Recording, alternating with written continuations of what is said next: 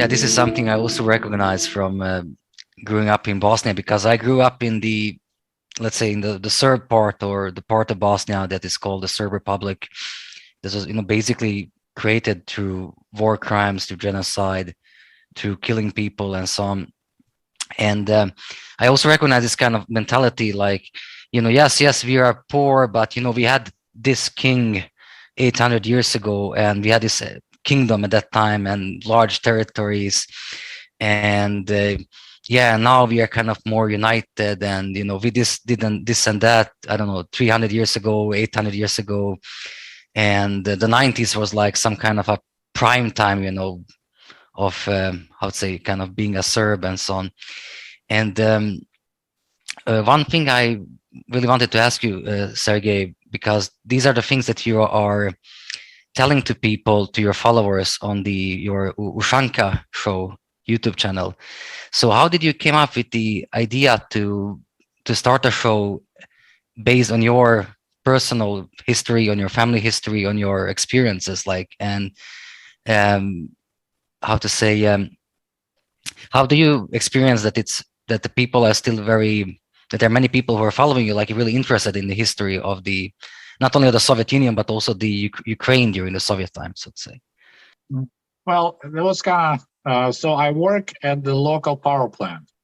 We make electricity, and there's an operator, and that job is sometimes during night shifts. It's like you done your part, you took your readings, and then it's like you just need to be there, right? So there's not much going on. So people just they say it in America, they bullshitting. They just sit around, they talk about families, about a lot of Americans talk about sports, sports scene. And I sometimes will chime in.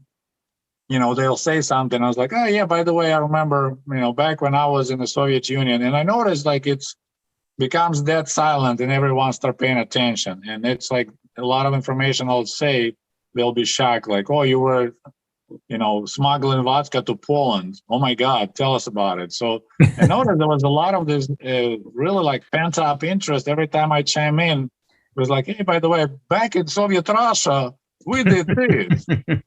And I was like, oh, there's really a lot of interest. And then my wife was like, you got such a great stories, because, I'll tell my children, about my Soviet childhood.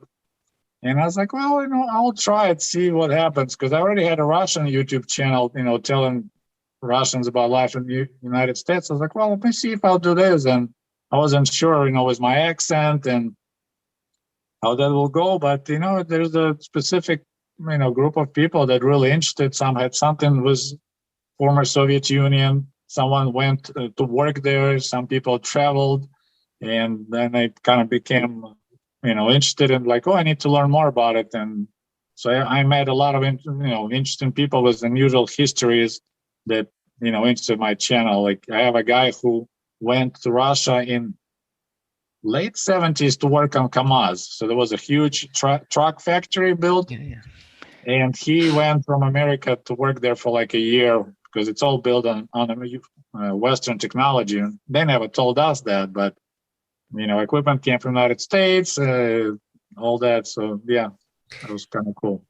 No, it's fascinating. And so I don't know if I was so intrigued by this myself that in college, I declared a concentration in Russian East Central European studies, because to me, I thought that was the most fascinating thing in the world at the time. This is in the mid 80s, when Reagan was president. I thought, I want to study this. And so, yeah, I just had so much curiosity about that part of the world.